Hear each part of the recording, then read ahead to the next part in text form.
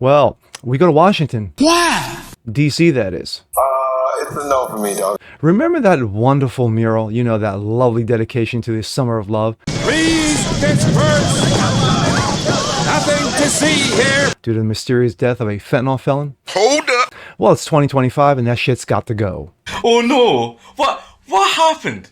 Literally. What the fuck? And it is. Fuck! I'm Jazz Berganzo and this.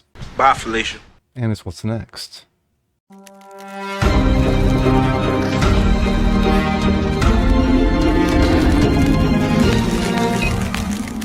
Hey, happy Tuesday, ladies and gentlemen. Jazz Berganzo, What's Next? Your daily dose, common sense, facts, and salt. Hope you guys are feeling good today on this day. Let's take a trip on the way back. Yes, we're going to step into that wonderful time machine and then go back, way, way, way back. Remember back in 2020, a number of things happened that year. You had the plandemic, you had the shenanigans during the election. But of course, how can we not forget the wonderful summer of love? Yes, the wonderful summer of love where people all across the country, held hands, sang Kumbaya, as they burned down their cities to the tune of over $5 billion.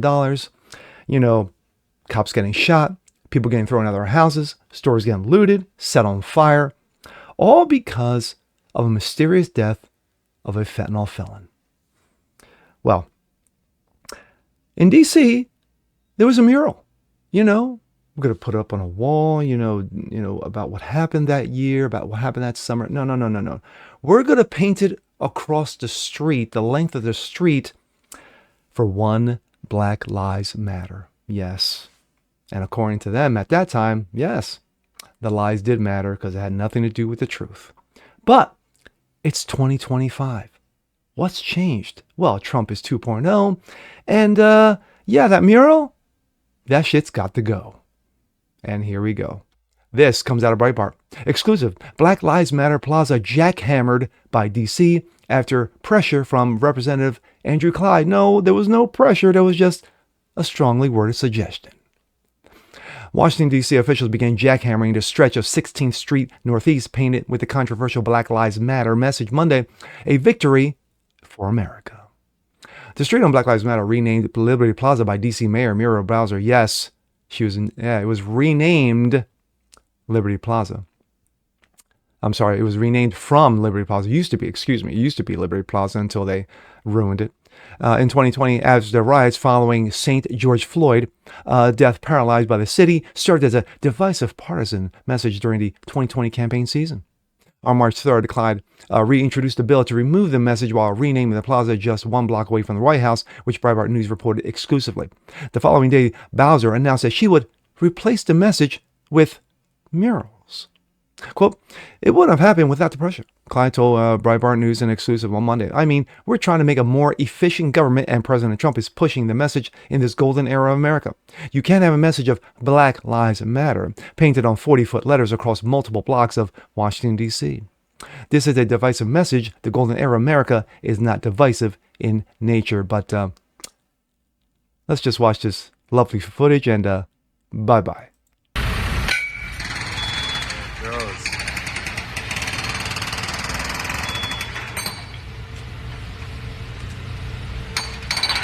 I love it. Absolutely love it.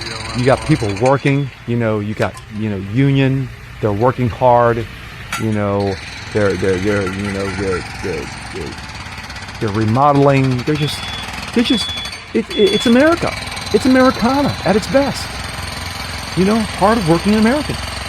Isn't that what we want? Lovely to see.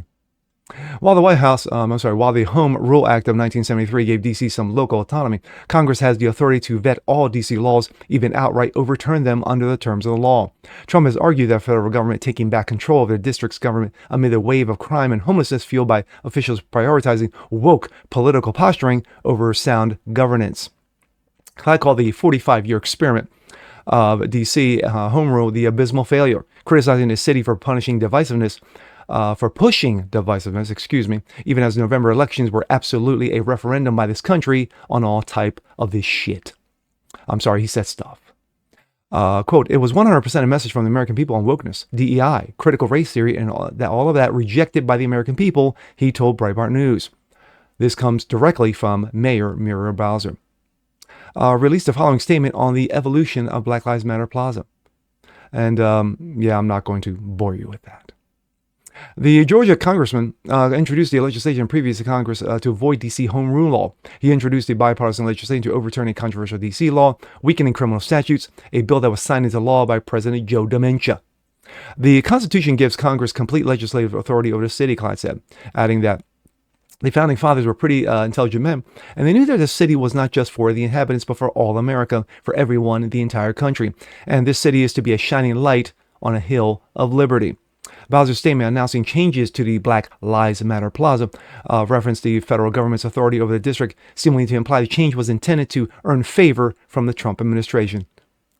Quote, I greatly appreciate the mayor for recognizing the authority of Congress and recognizing that we fund the city of D.C., Clyde told Breitbart. When I filed this piece of legislation, it took her about a day, about 24 hours, to recognize that, hey, I think it's really appropriate that we get rid of this trash and yield to the will of Congress because we do fund the entire city.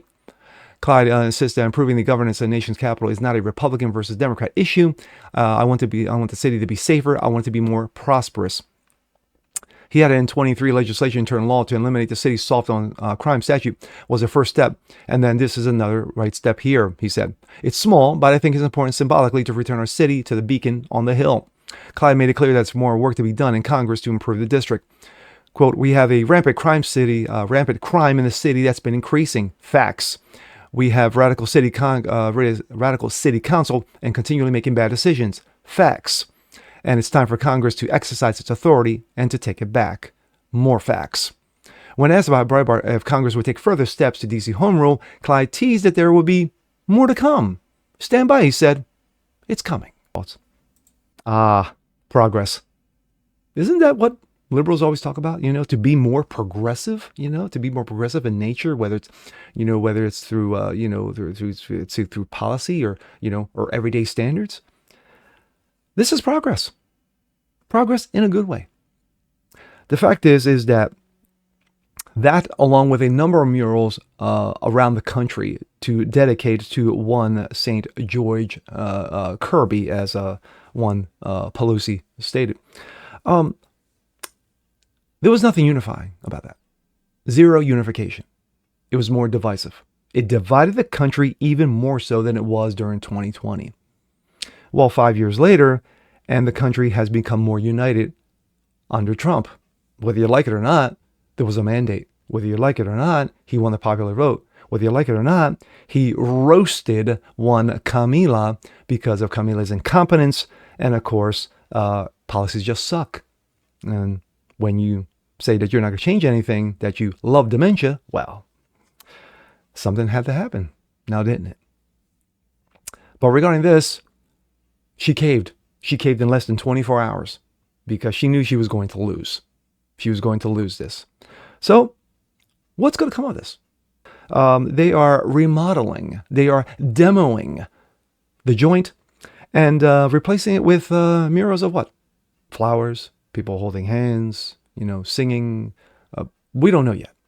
But what we do know, hopefully, this is just the beginning that spells the end of Black Lives Matter once and for all. And with that being said, I'm Jasper Gonzo. This is What's Next. Want to see more like this? Please leave a comment below. Like it, share it, subscribe to it, hit that notification bell so you guys never miss a thing. Continue spreading the word about the show. Appreciate you guys watching as always. And we'll see you next time. Peace.